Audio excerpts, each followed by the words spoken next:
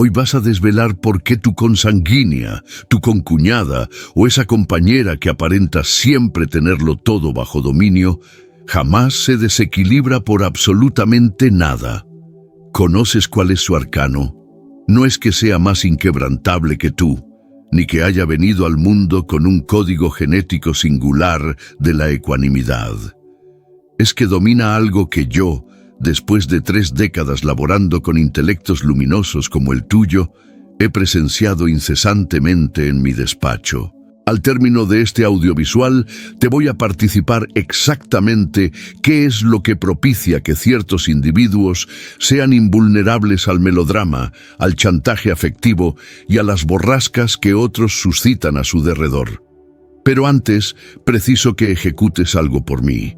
Pulsa ahí debajo el botón de inscripción, porque lo que abordaremos hoy va a modificar tu manera de vincularte con el universo permanentemente. Y después me relatas en los comentarios, ¿alguna vez has experimentado que tu paz mental depende en demasía de lo que otros ejecutan o omiten de hacer?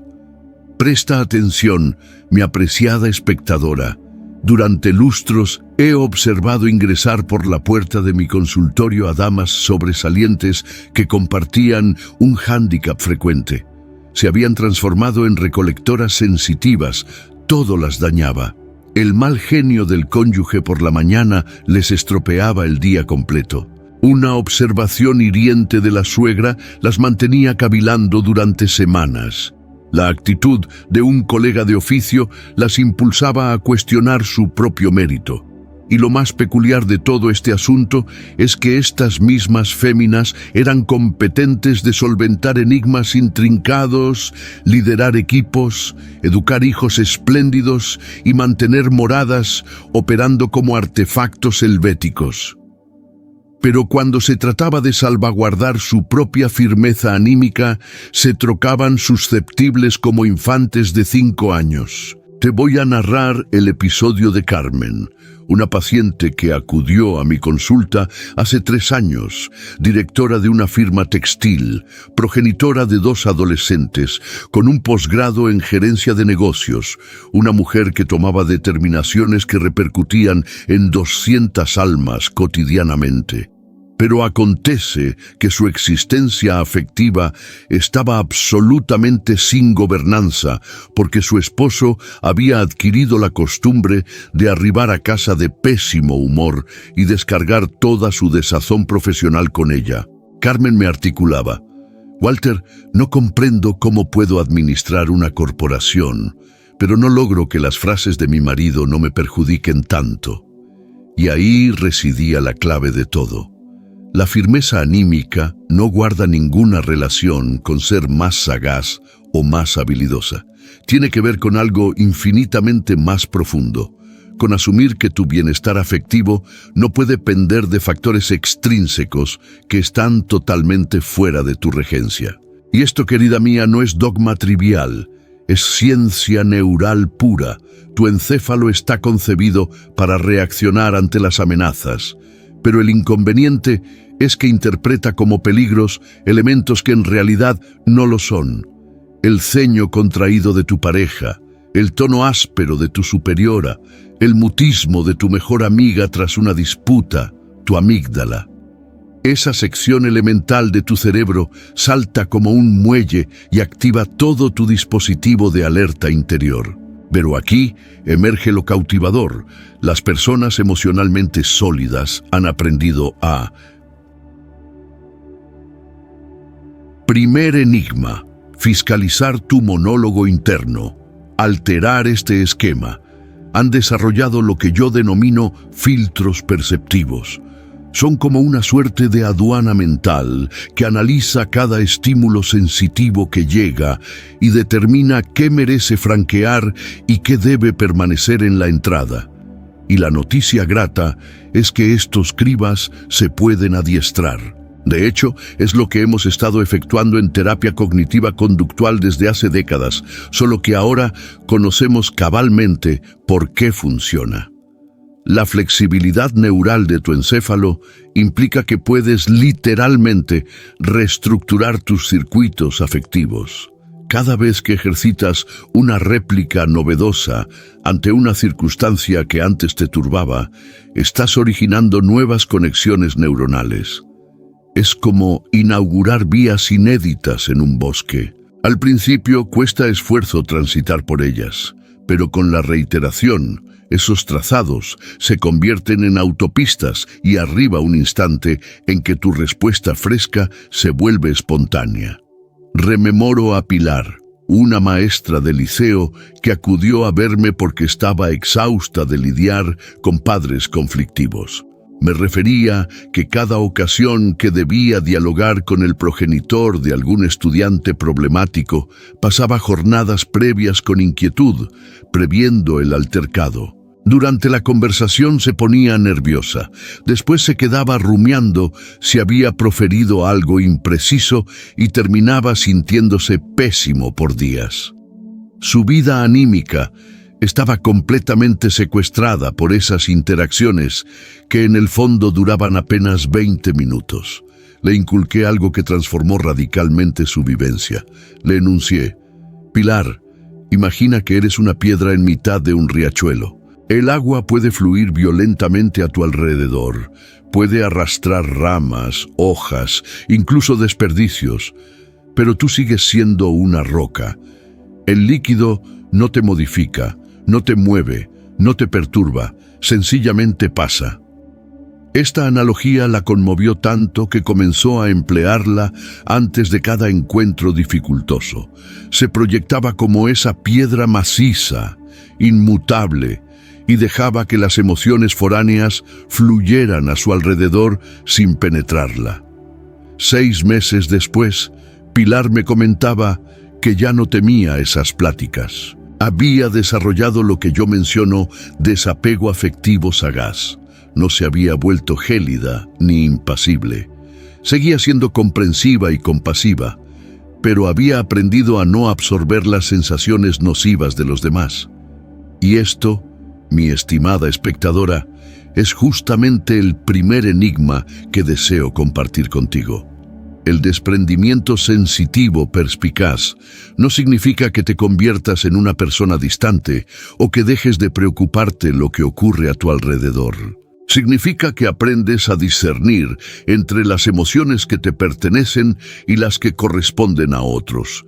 Significa que desarrollas la destreza de observar sin recoger, de escuchar sin internalizarlo todo, de estar presente sin extraviarte a ti misma en el trance. Fíjate en esto: cuando alguien llega a tu hogar con los calzados cubiertos de lodo, ¿permites que entre y manche toda tu residencia? Obviamente que no. Le solicitas que se descalce o que los higienice antes de acceder.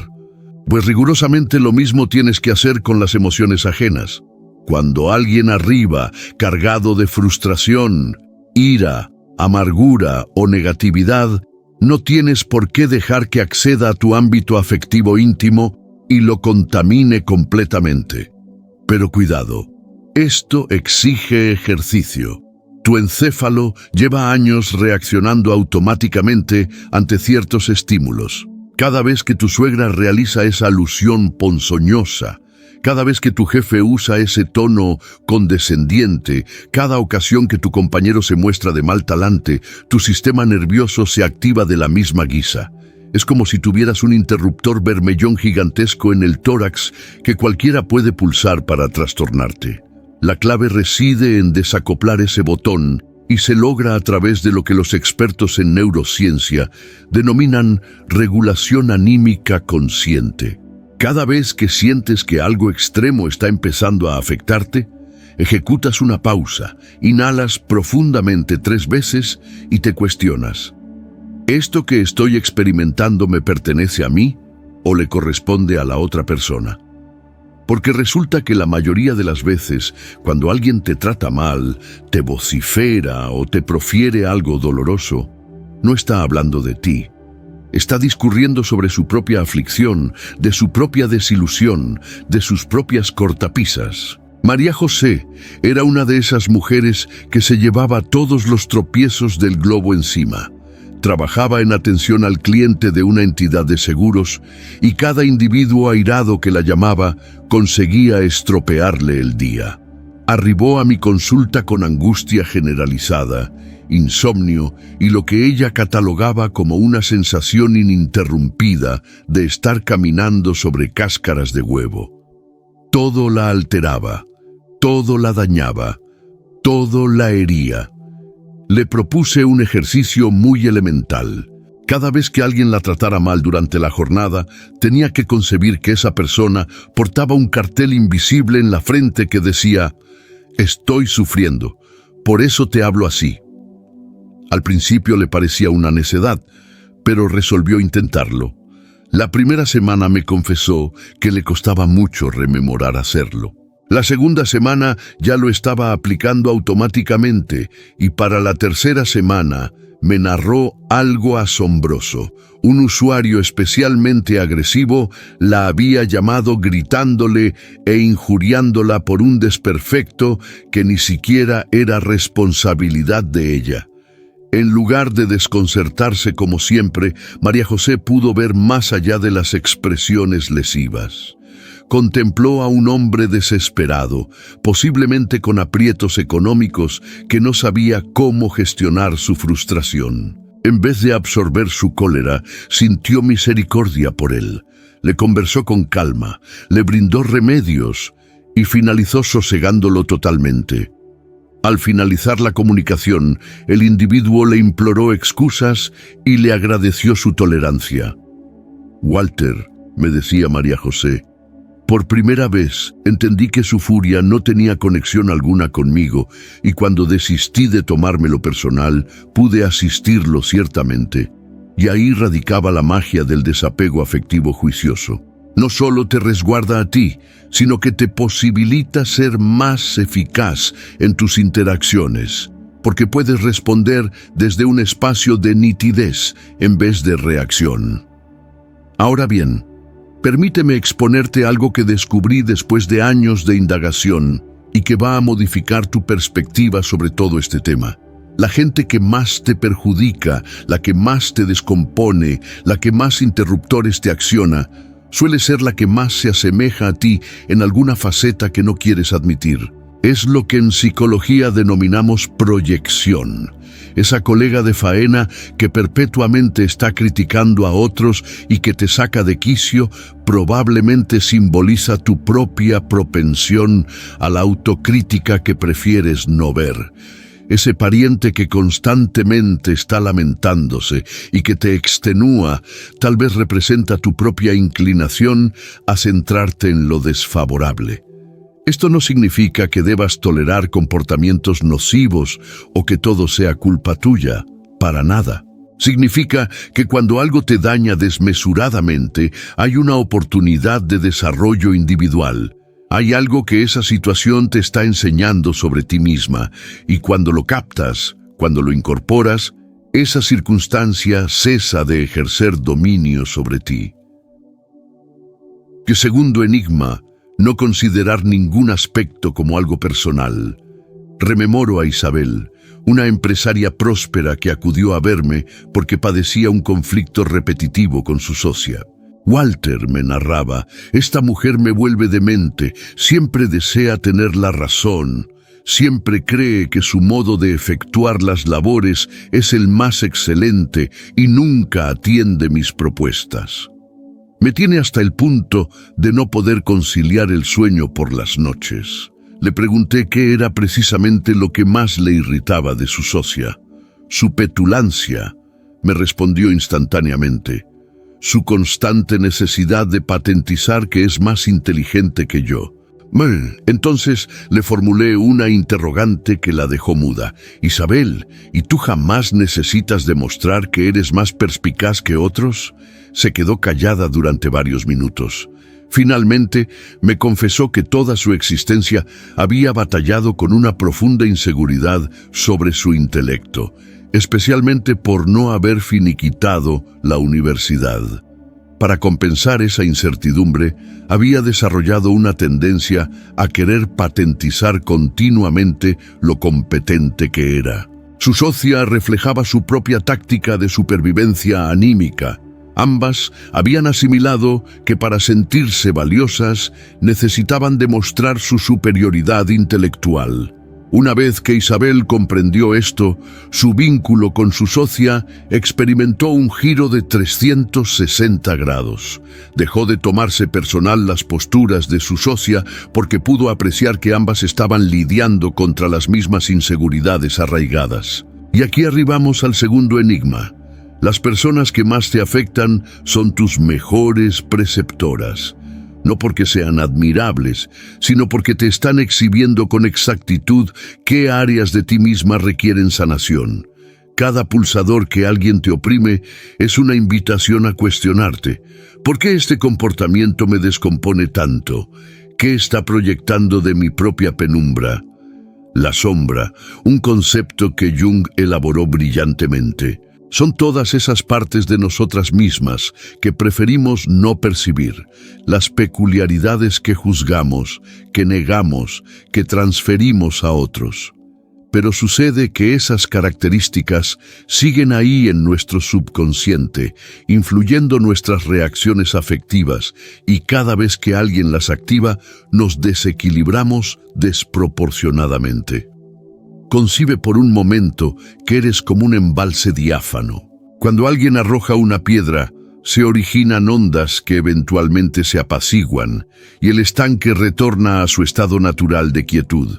Pero si el depósito está colmado de sedimentos, de sensaciones no procesadas, de heridas sin restañar, cada roca que cae remueve todo el fondo y enturbia toda el agua. La piedra no es el problema.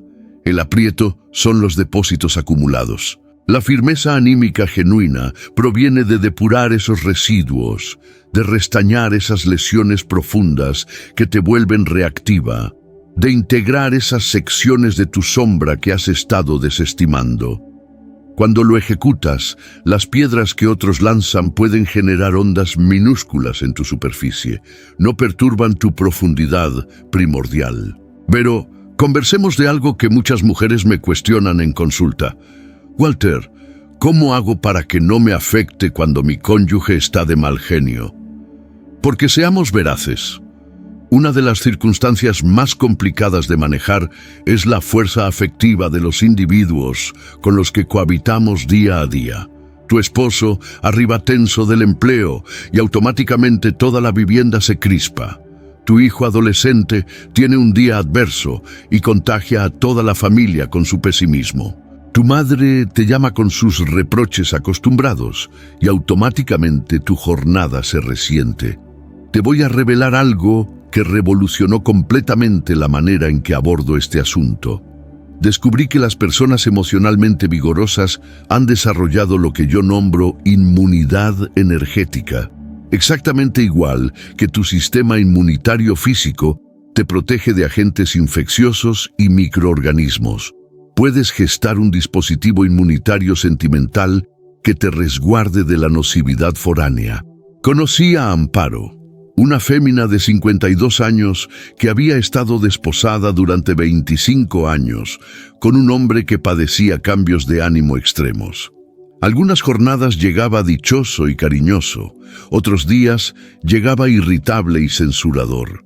Durante décadas, Amparo había existido en una montaña rusa anímica, ascendiendo y descendiendo según el estado de ánimo de su marido. Era como vivir con un termómetro afectivo, me comentaba. Si él estaba bien, yo estaba bien. Si él estaba mal, yo estaba mal.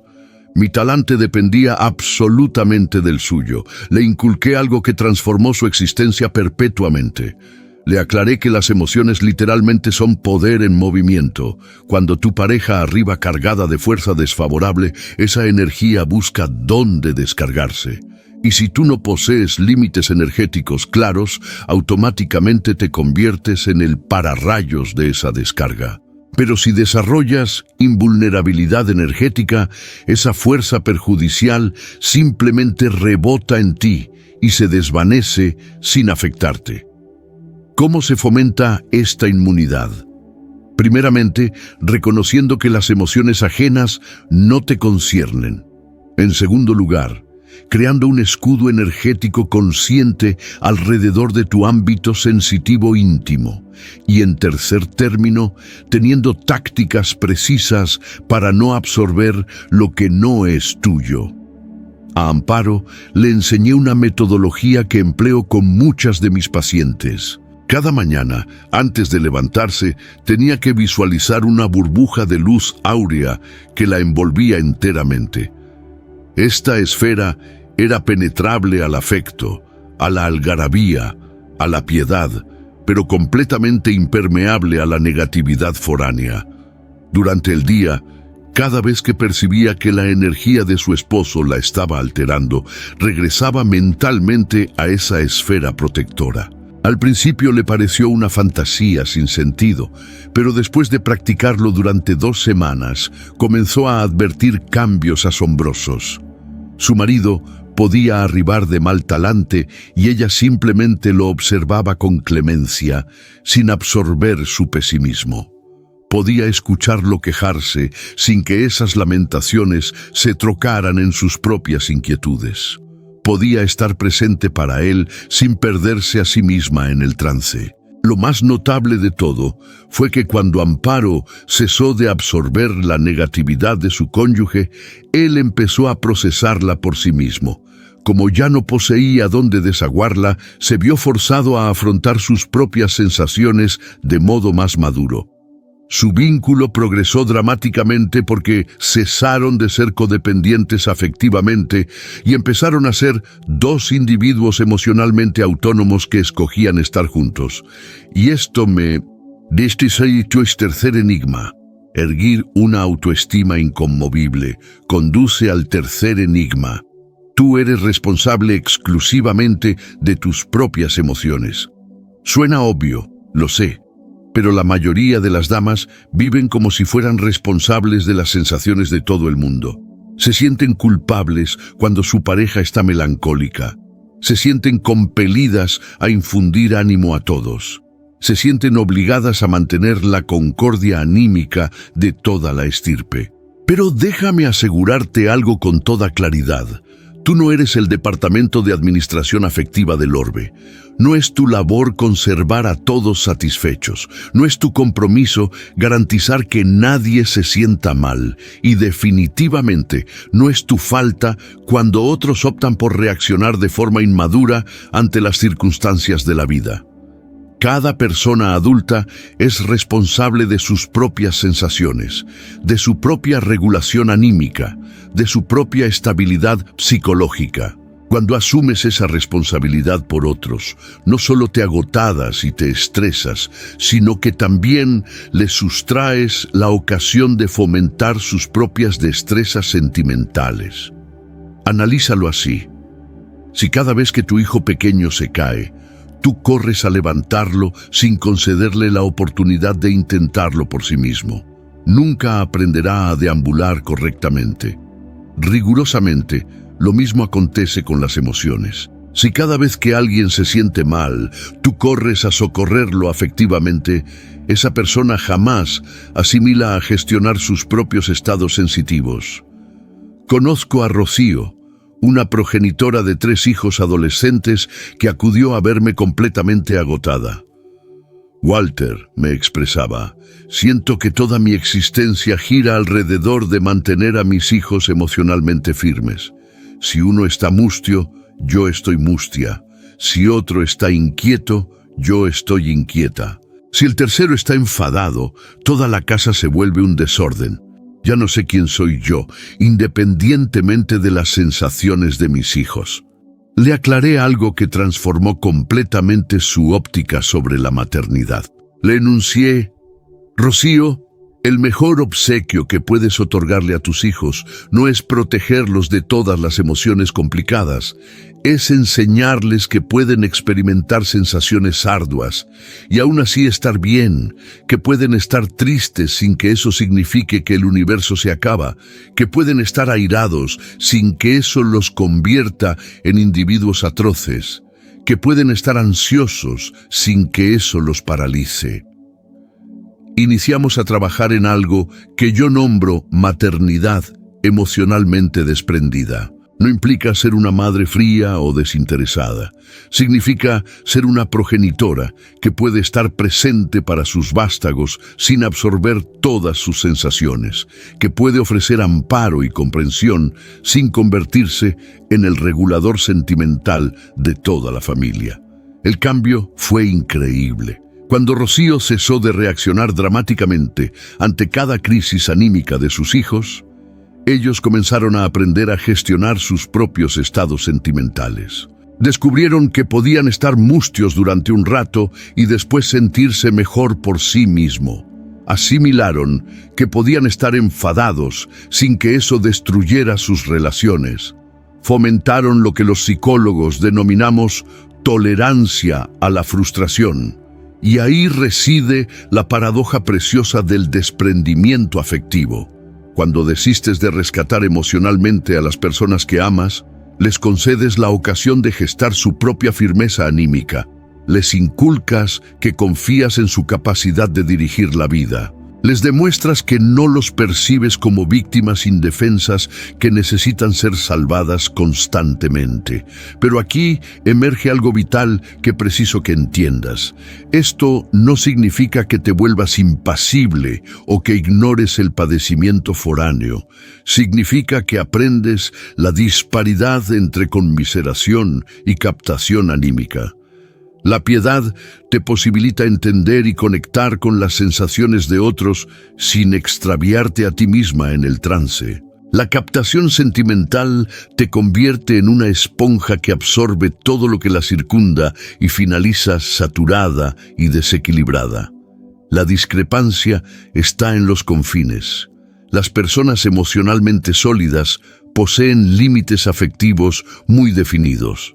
Pueden proferir expresiones como «comprendo que estés atravesando por un lapso complicado y deseo apoyarte, pero no voy a permitir que tu crisis se convierta en mi crisis». Pueden brindar un hombro para llorar sin sumergirse en las lágrimas ajenas.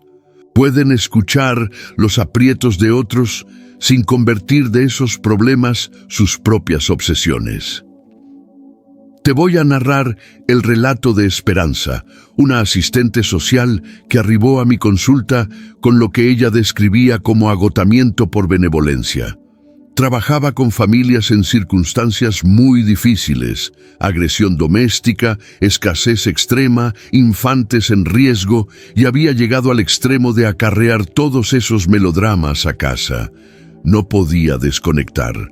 Se despertaba por las noches cavilando en sus asuntos. Sus propios vástagos se lamentaban de que siempre estaba preocupada por los hijos de otras personas. Walter me aseguraba: «Yo elegí esta ocupación porque deseo ayudar, pero siento que me estoy asfixiando en el padecimiento foráneo. ¿Cómo hago para continuar siendo compasiva sin destruirme anímicamente?». Y esa interrogante me impulsó a concebir lo que ahora inculco como el cuarto enigma de la entereza sentimental. Un busy to seek ese cuarto enigma: aprender a expresar no sin remordimiento. El arcano está en lo que yo llamo piedad desprendida. Es la habilidad de experimentar hondamente por otro sin extraviarte a ti misma en su martirio. Es como ser un médico que puede intervenir a un paciente con cáncer sintiendo genuina compasión por su aflicción, pero sin absorber ese tormento hasta el punto de no poder ejecutar profesionalmente. A Esperanza le inculqué una táctica que transformó absolutamente su modo de laborar. Al final de cada día laboral, ejecutaba un rito de purificación sentimental.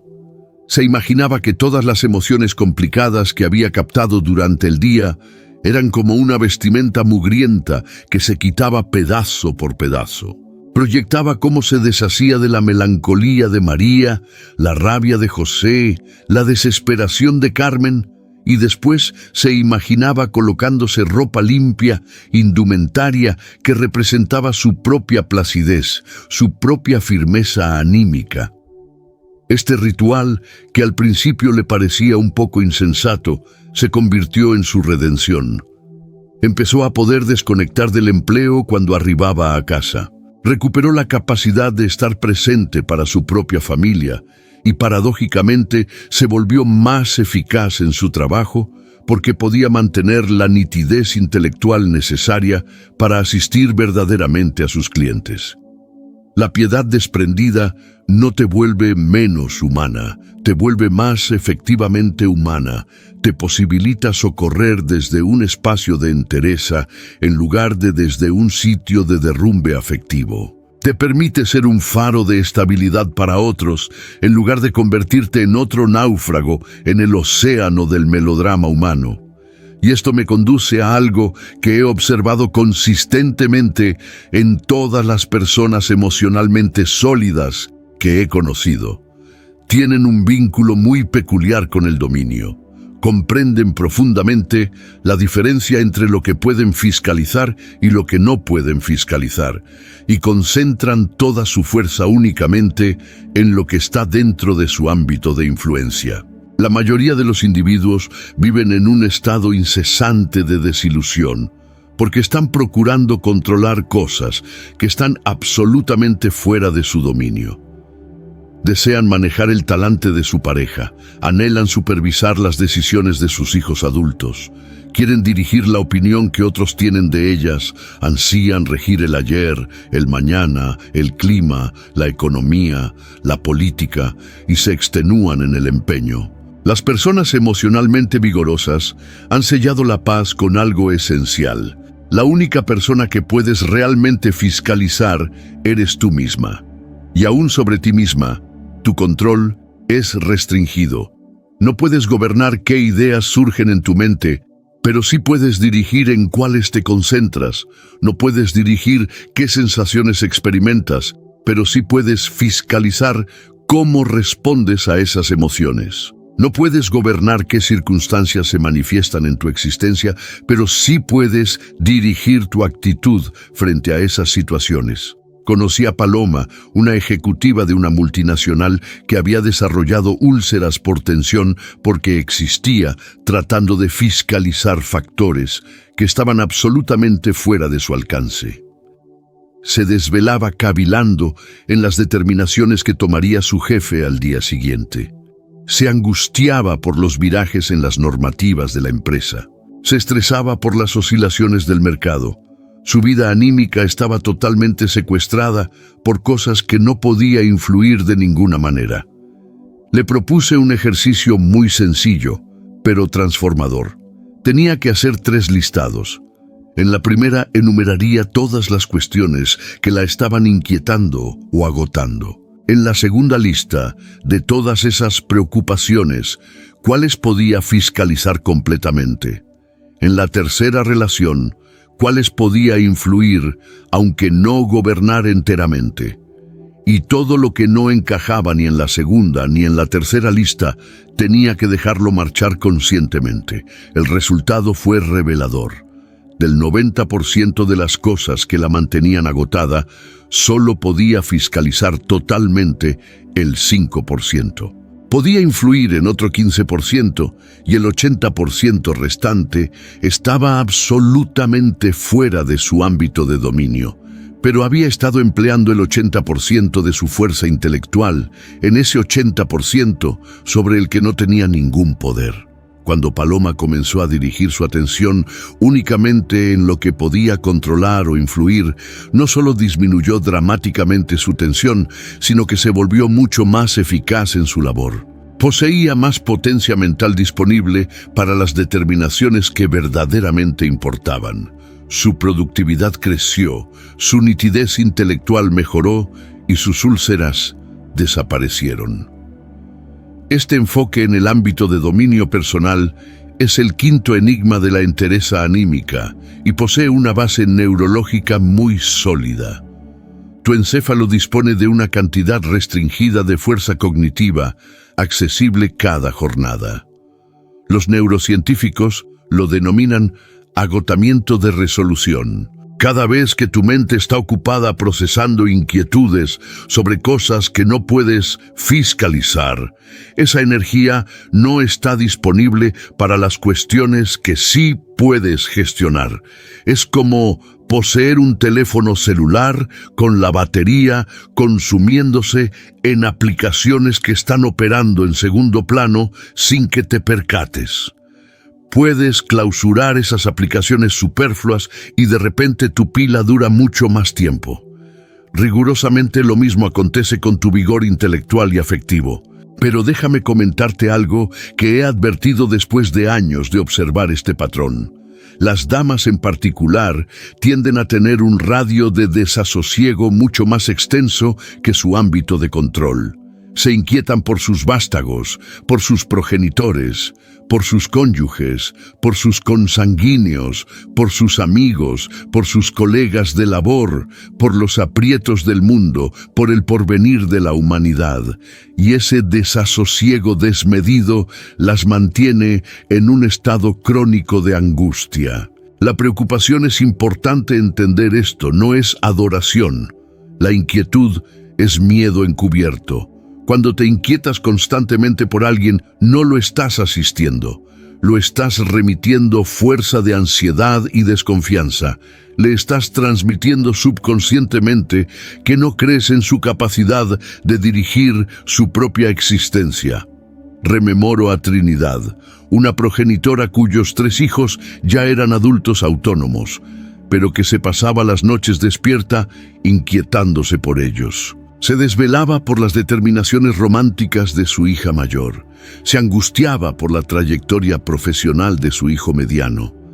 Perdía el sueño cavilando en los aprietos económicos de su hijo menor. Pero, Walter, me expresaba, es que soy su madre. ¿Cómo no voy a inquietarme por mis vástagos? Le aclaré la discrepancia entre estar accesible y estar desasosegada. Estar disponible significa que tus hijos saben que pueden acudir a ti cuando necesiten amparo, consejo o simplemente alguien que los oiga. Estar preocupada significa que vives en un estado incesante de angustia anticipatoria, concibiendo catástrofes que probablemente jamás van a ocurrir. Trinidad, le enuncié, cuando te inquietas obsesivamente por tus hijos, no los estás custodiando, los estás restringiendo energéticamente. Les estás enviando el mensaje de que no confías en su capacidad de surcar la vida. Le propuse permutar la inquietud por algo muchísimo más potente.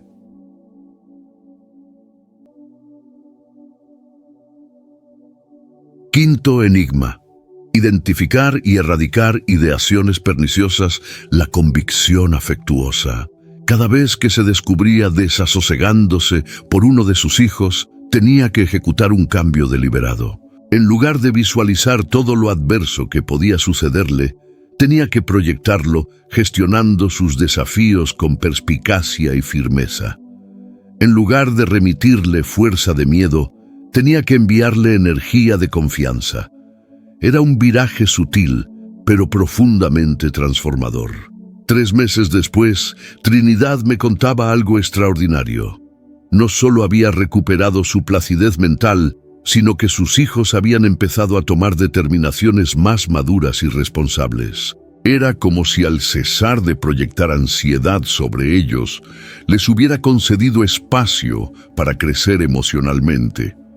Y además, cuando verdaderamente precisaban su amparo, acudían a ella con más facilidad, porque sabían que no iban a encontrar melodrama o desasosiego desmedido, sino presencia serena y juicio.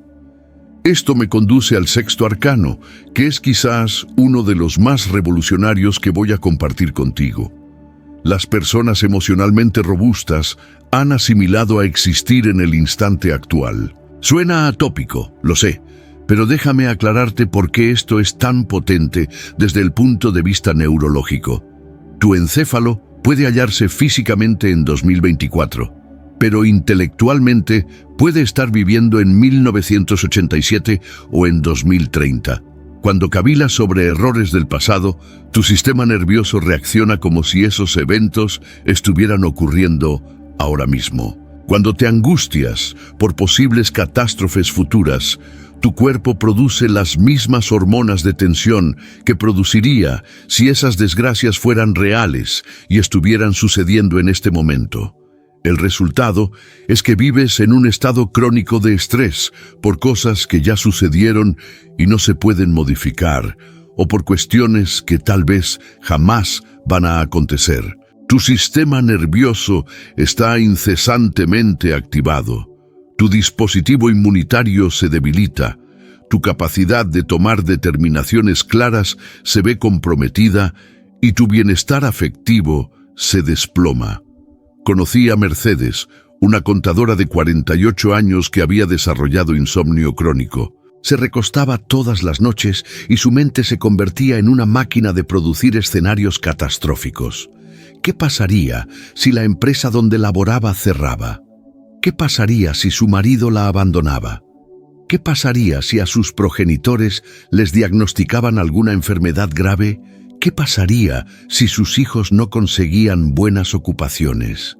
Podía pasar horas navegando mentalmente por futuros que la aterrorizaban. Walter, me aseguraba, comprendo que todo eso son solo ideas, pero siento como si mi cuerpo no supiera la disparidad. Mi corazón se acelera, me sudan las palmas, me duele el estómago. Es como si todas esas cosas terribles verdaderamente me estuvieran sucediendo. Y ahí estaba exactamente el aprieto. Tu cuerpo efectivamente no conoce la diferencia entre una amenaza real y una amenaza imaginaria. Para tu sistema nervioso primitivo, concebir vivamente que te están persiguiendo es funcionalmente idéntico a ser perseguida realmente. Tu amígdala dispara las mismas alertas de peligro. Tu hipotálamo libera las mismas hormonas de tensión. Tu sistema cardiovascular se acelera de la misma forma. Le inculqué a Mercedes algo que transformó absolutamente su vivencia nocturna. Cada vez que su mente empezaba a viajar hacia esos futuros aterradores, tenía que anclarla al momento presente empleando lo que yo nombro la técnica del inventario sensorial. Tenía que detectar 5 objetos que podía ver en su alcoba, 4 cosas que podía tocar, 3 elementos que podía escuchar, 2 aromas que podía olfatear y una sensación que podía degustar.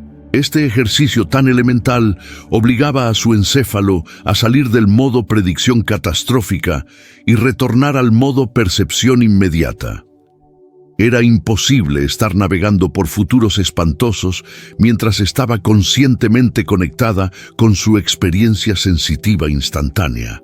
Su mente se serenaba, su cuerpo se distendía y podía conciliar el sueño. Pero más allá de las tácticas específicas, había algo más hondo que Mercedes tenía que asimilar. Le aclaré que existir en el instante actual no implica ignorar el mañana o ser irresponsable sobre la planificación. Significa distinguir entre programación fructífera e inquietud paralizante. Programación productiva es: voy a actualizar mi currículum y explorar otras opciones laborales por si acaso. Preocupación paralizante es: ¿qué voy a hacer si me quedo sin empleo? No voy a poder cubrir la hipoteca. Vamos a perder la casa, mis hijos van a sufrir, mi marido me va a culpar, será horrible. Aprecias la disparidad. Una te lleva a la acción constructiva, la otra te lleva a la inmovilidad anímica, una te empodera, la otra te debilita, una te vincula con tu capacidad de gestionar los desafíos, la otra te conecta con tu incapacidad imaginaria.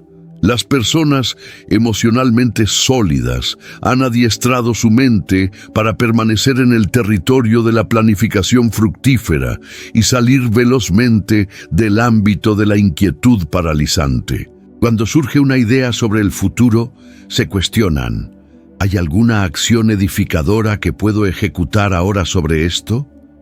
Si la hay, la toman.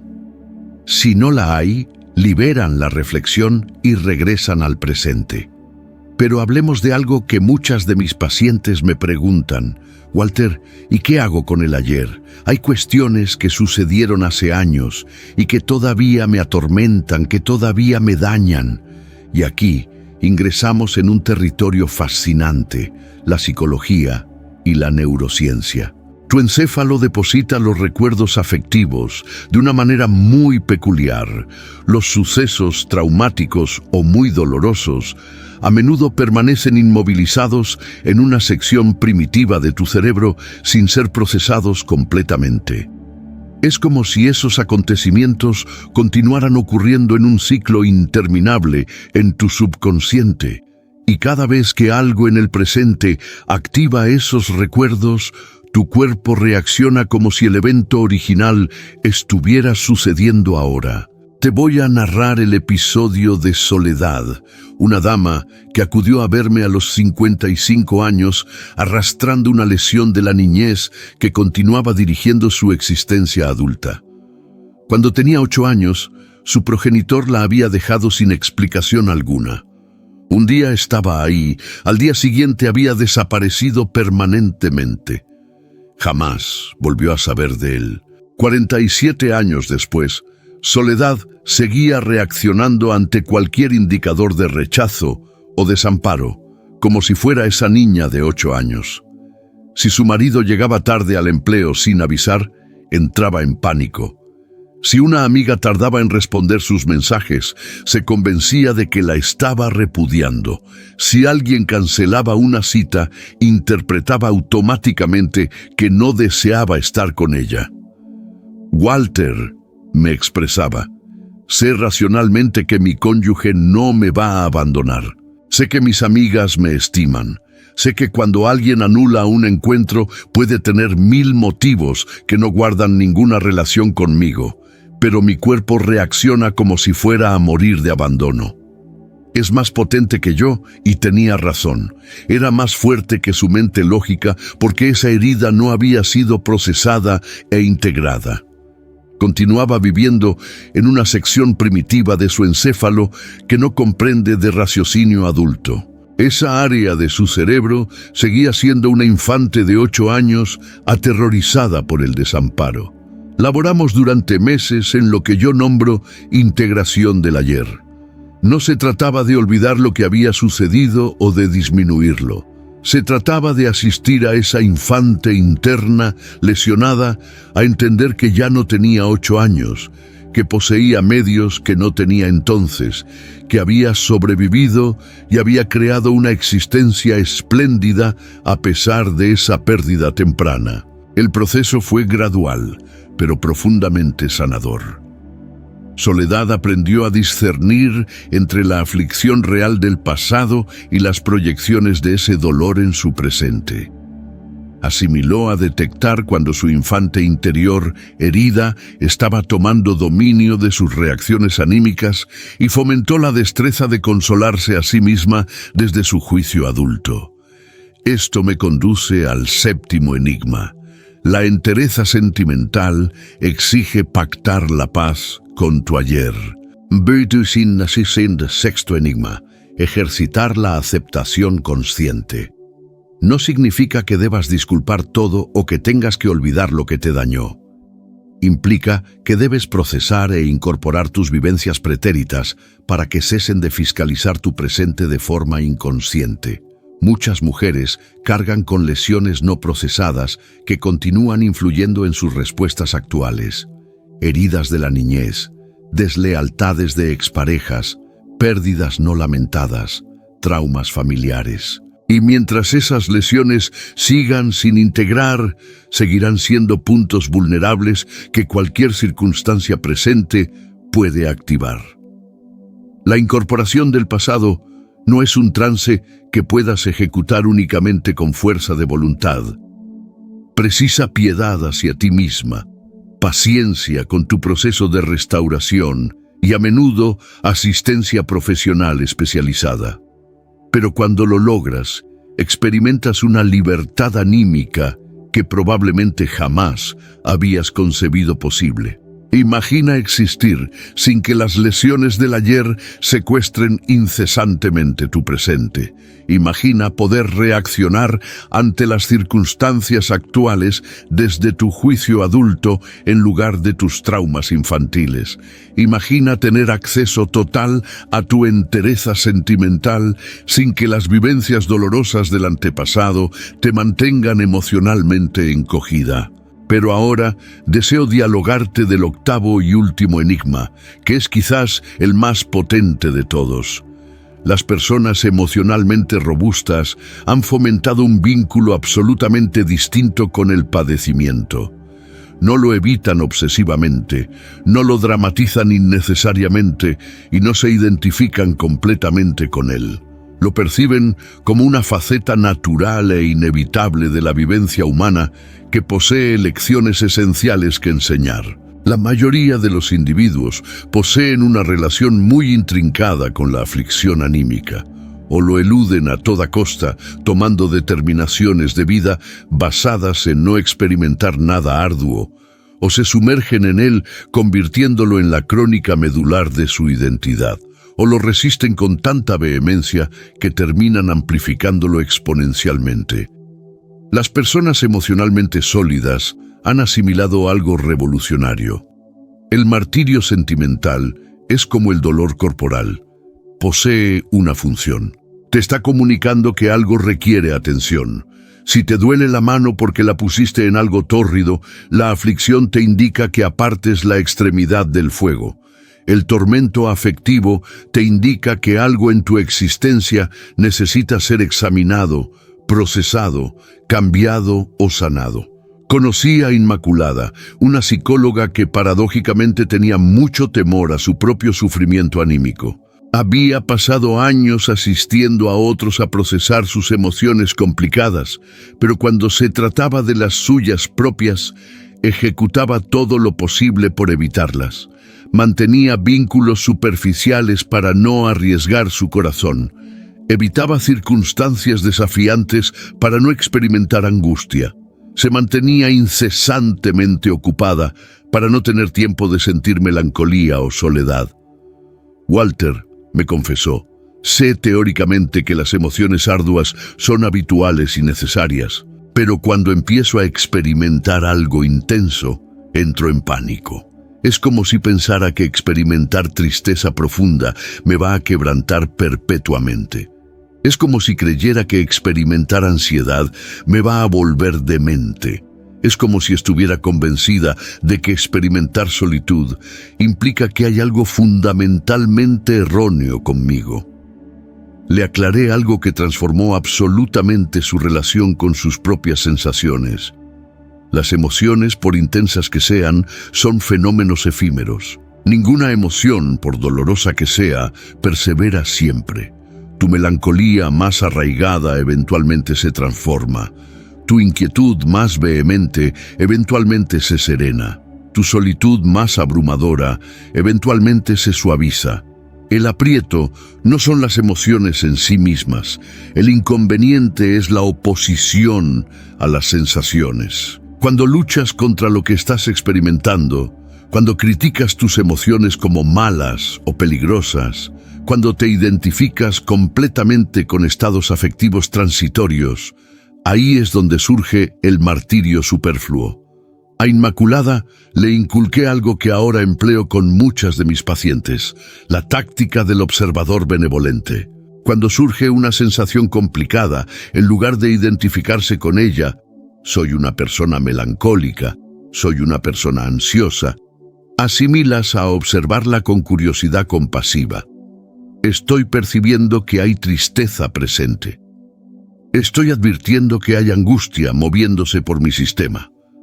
Es una disparidad sutil, pero profundamente liberadora. Cuando te identificas con la emoción, te conviertes en ella. Cuando la observas, mantienes tu identidad primordial intacta mientras permitas que la sensación fluya a través de ti sin resistencia. Después de ejercitar esto durante varias semanas, Inmaculada empezó a experimentar algo que jamás había creído posible. Podía experimentar emociones intensas sin que esas sensaciones la definieran o la abrumaran. Podía estar melancólica sin convertirse en una persona triste. Podía sentir ansiedad sin identificarse como una persona ansiosa. Y aquí está la paradoja magnífica de la entereza sentimental. Cuando cesas de oponer resistencia a tus emociones complicadas, pierden su potestad para fiscalizarte. Cuando aceptas que el martirio es parte de la vivencia humana, dejas de padecer por tu propio sufrimiento. Cuando comprendes que las emociones son visitantes temporales, no moradores permanentes, puedes permitirles que accedan, entreguen su mensaje y se marchen naturalmente.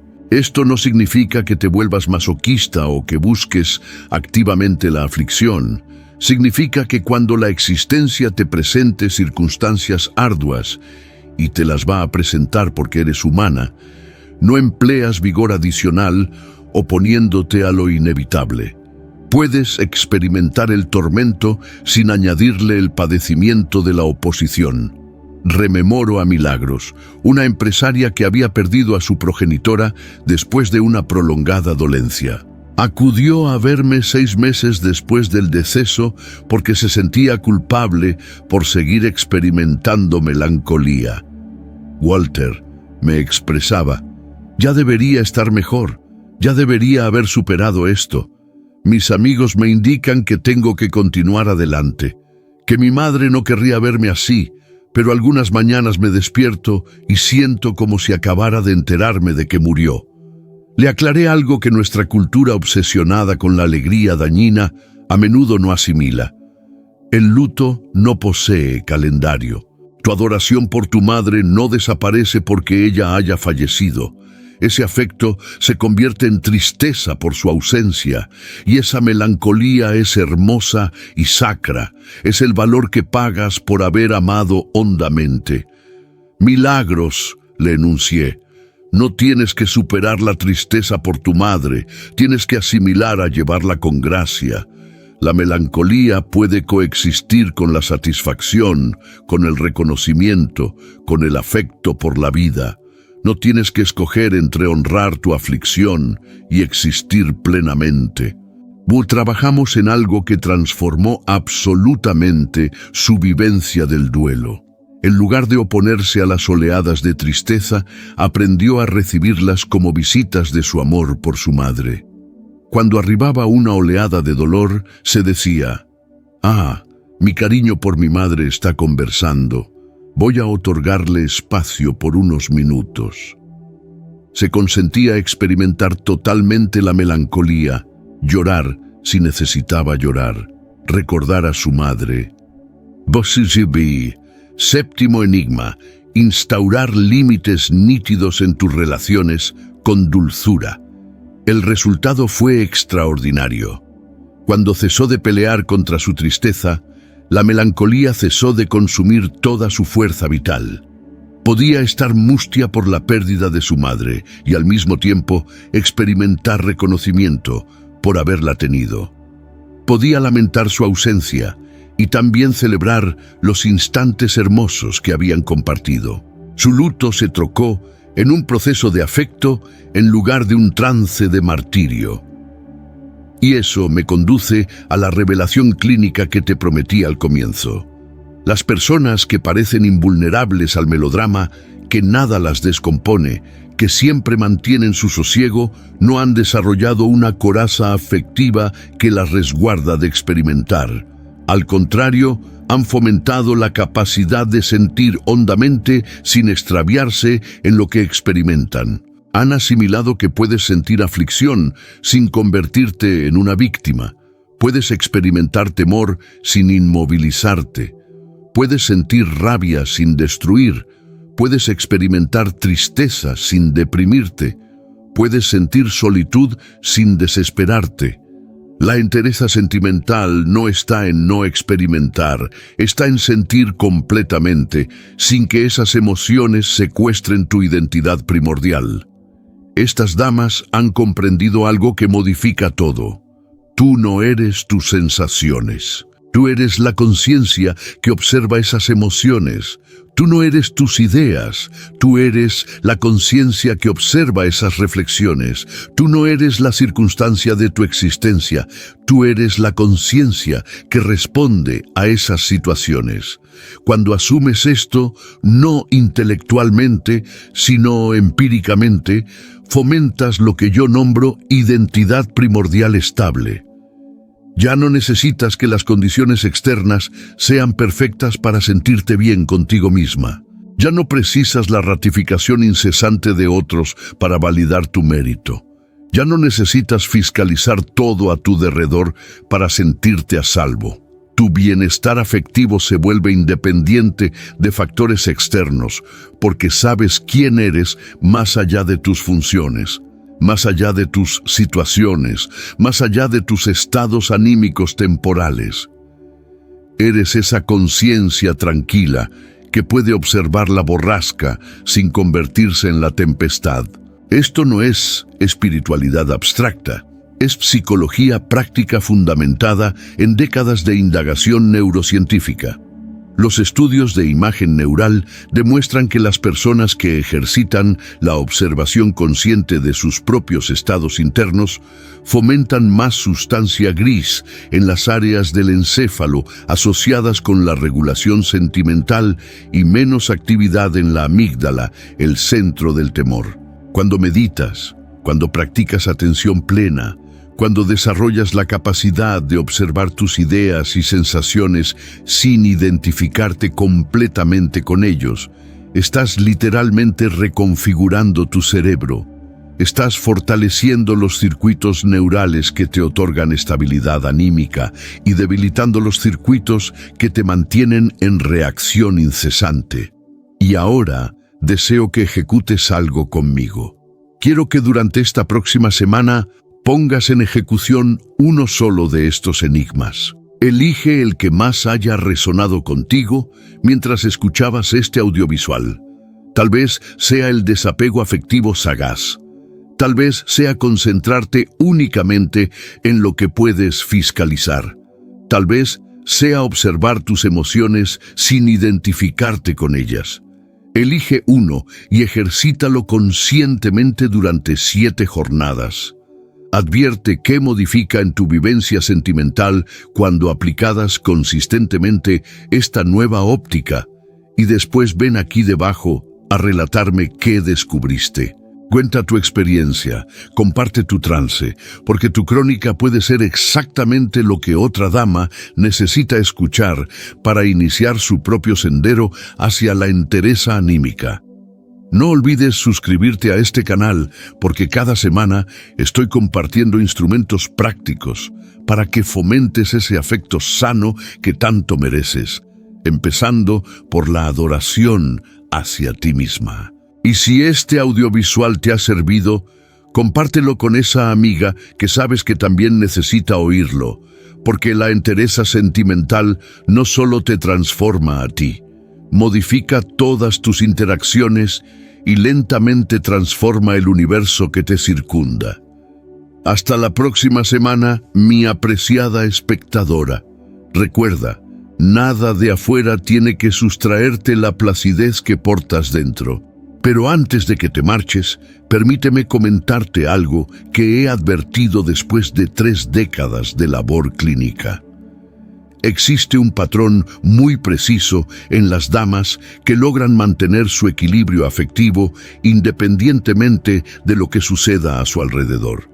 Un modelo que no tiene que ver con poseer una existencia perfecta o con no afrontar dificultades. Todo lo opuesto.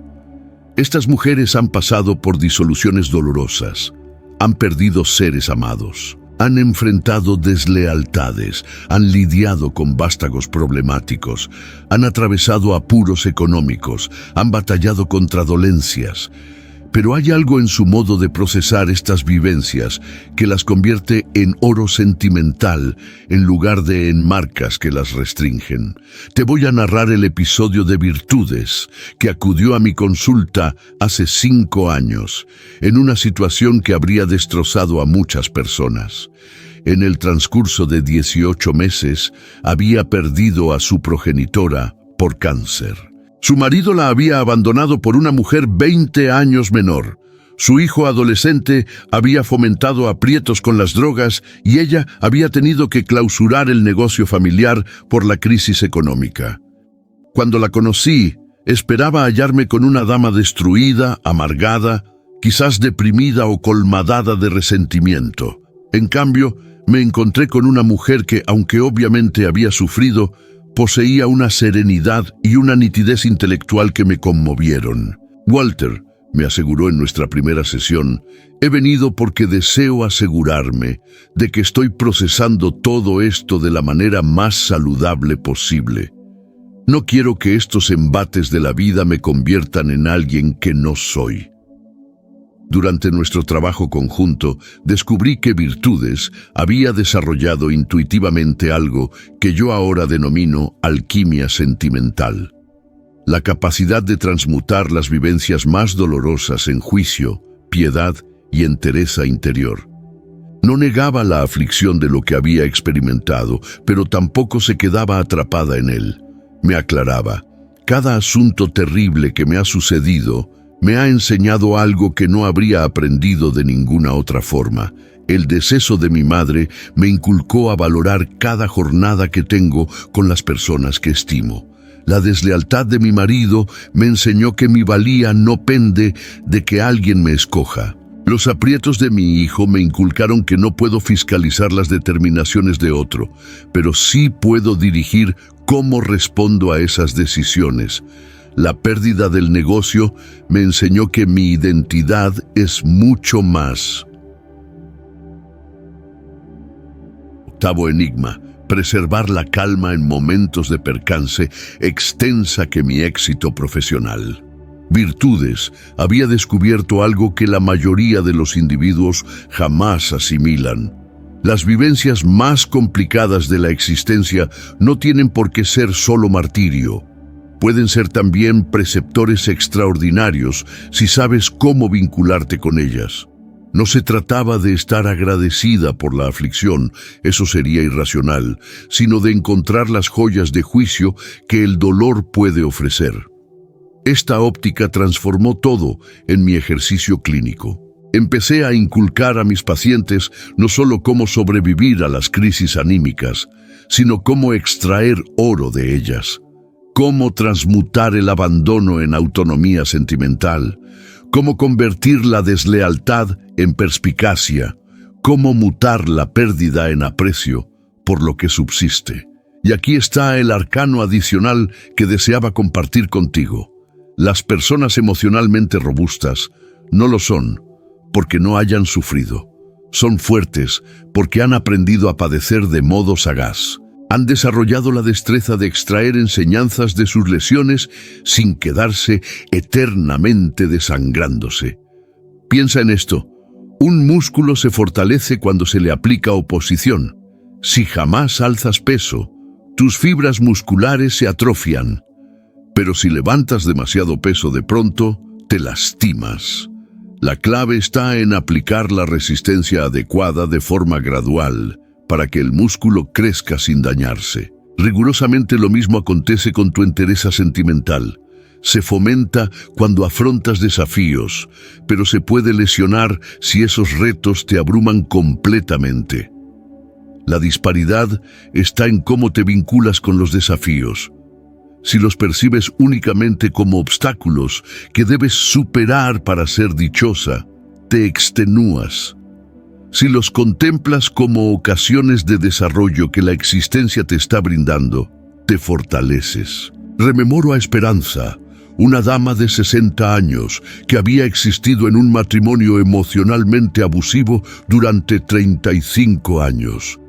Cuando finalmente poseyó el valor de disolver el vínculo, acudió a verme no porque estuviera destrozada, sino porque deseaba asegurarse de asimilar todo lo que esa vivencia tenía que inculcarle.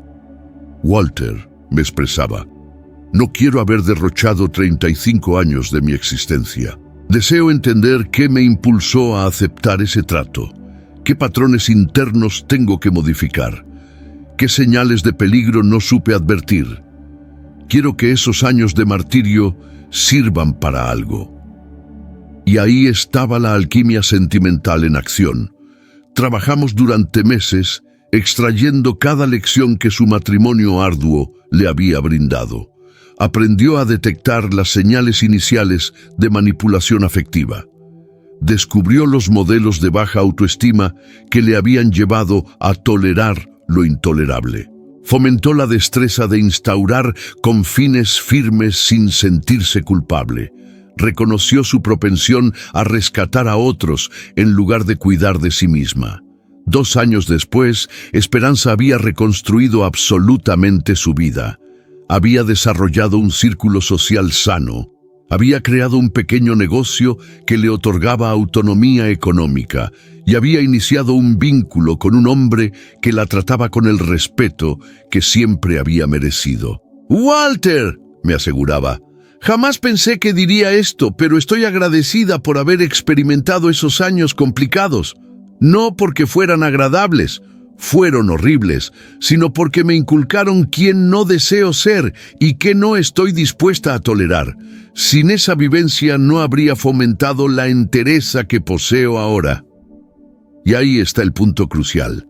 Esperanza no estaba agradecida por el maltrato, estaba agradecida por el juicio que había extraído del abuso. No idealizaba el martirio. Empleaba el padecimiento como materia prima para erguir una versión más robusta y más perspicaz de sí misma. Esta distinción es esencial porque existimos en una cultura que o bien niega la aflicción, piensa en positivo, todo pasa por algo, o bien lo dramatiza hasta convertirlo en identidad, soy una superviviente, soy una víctima. Ninguno de estos enfoques te fortalece verdaderamente. La alquimia sentimental exige que observes la aflicción directamente, que lo experimentes completamente, que lo proceses sinceramente y después que te cuestiones, ¿qué puede inculcarme esta vivencia sobre la vida, sobre los vínculos, sobre mí misma? Es un proceso activo de transmutación, no pasivo de victimización. Permíteme otorgarte un ejemplo muy concreto. Imagina que tu mejor amiga te traiciona compartiendo algo muy personal que le habías confiado. El enfoque de negación sería, no importa, seguro no lo ejecutó con intención perversa. El enfoque de dramatización sería, jamás podré volver a fiarme de nadie. El enfoque de alquimia sentimental sería, esto duele enormemente y voy a permitirme experimentar esa aflicción. Y también voy a cuestionarme qué me está inculcando sobre la importancia de discernir entre confidentes ocasionales y confidentes hondos. ¿Aprecias la disparidad? No niegas el dolor, pero tampoco te quedas eternamente lesionada. Extraes el juicio que la vivencia tiene que ofrecerte y empleas esa perspicacia para vincularte mejor en el porvenir. Conchita era una dama que había sido despedida de un empleo que adoraba después de 15 años de consagración total. Acudió a mi consulta sintiéndose traicionada no solo por la firma, sino por la propia vida. Walter, me aseguraba, yo lo otorgué todo por esa corporación. Laboré fines de semana, me perdí descansos familiares, coloqué el trabajo antes que mi propia salud. ¿Y para qué? Para que me expulsaran como si fuera cualquier asunto. Su primer impulso fue clausurarse afectivamente, determinar que jamás volvería a entregarse completamente a un empleo, que jamás volvería a confiar en ninguna empresa. Era una reacción comprensible, pero que la habría restringido profundamente en su porvenir profesional. Le propuse una óptica diferente. Conchita, le enuncié, esta vivencia horrible te está regalando datos valiosísimos sobre cómo vincularte con el trabajo de modo más perspicaz. Te está inculcando la importancia del equilibrio, el peligro de depositar toda tu identidad en una sola cesta. La necesidad de mantener actualizada tu red profesional independientemente de donde laboras. Trabajamos en extraer sistemáticamente cada lección que su despido le estaba brindando. Aprendió a discernir entre compromiso profesional y dependencia al trabajo. Desarrolló tácticas para mantener su existencia personal resguardada independientemente de las demandas laborales. Creó un esquema de carrera que no pendía de la lealtad ciega a una sola organización. 6 meses después, Conchita había conseguido un empleo mejor remunerado, con más flexibilidad, y había instaurado límites nítidos desde el primer día. Walter, me aseguraba, si no me hubieran despedido, probablemente seguiría esa rutina nociva. Fueron crueles conmigo, pero me obligaron a reconsiderar mi vínculo completo con el empleo, y ahora estoy en un sitio muchísimo mejor. Esto me conduce a algo esencial que quiero que entiendas. La alquimia sentimental no justifica el comportamiento adverso de otros, ni disminuye el daño genuino que te pueden causar. El jefe que expulsó a Conchita de modo despiadado continuó siendo cruel. El marido que traicionó a Esperanza continuó siendo abusivo.